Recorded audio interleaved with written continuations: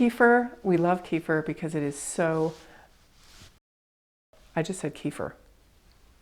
Just really quick, let's talk about how you pronounce the name of this product. And you're probably going to hear me flipping between several different ways of saying it, because in America it's frequently called kefir or kefir, but we learned upon looking it up that in Russia, where it came from, it's called Kefir. So we're trying really, really hard to change the way that we talk about it, but for years now we've been calling it kefir, so you will please forgive me if I mess up.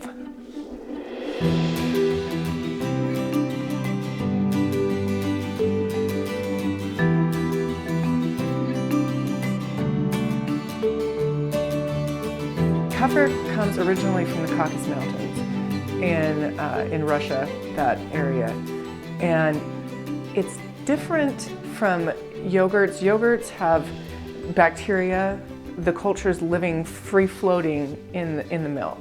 Kefir's not that way.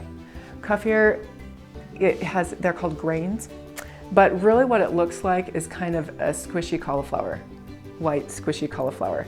And it's all of these many, many, many different strains of bacteria and yeasts all living in a protein matrix.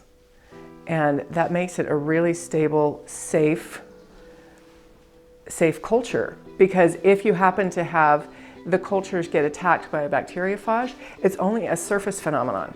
So the minute the bacteriophage dies off, they all bloom back out from the inside. So you're never gonna lose your entire culture because of an attack from the outside. They're also really stable in terms of the types of cultures that are in them. They also have this really great, compared to yogurt, they have yeasts as part of the biology. And so if you let it go long enough, the byproduct of yeast isn't lactic acid. The byproduct of yeast is carbon dioxide. And so you end up with fuzzy bubblies in your yogurt, which is kind of fun. Compared to the various yogurts that are around, you don't have to worry as much about kefir. You're not going to kill it. It's really, really resilient, which is really comforting for when you're beginning, that you don't have to worry. You're dealing with a really resilient culture. We have a friend who they were moving, and so she put her kefir berries to sleep in the refrigerator during that whole process. It was a couple of months, I think, that they were in the refrigerator.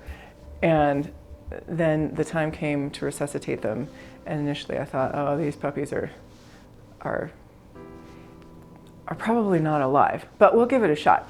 So we pulled them out, strained off the kefir, and refilled the milk, and they resuscitated and did a fabulous job really fast. There were a couple of days of fairly strong kefir, but they resuscitated really well. But that original 2-month-old kefir,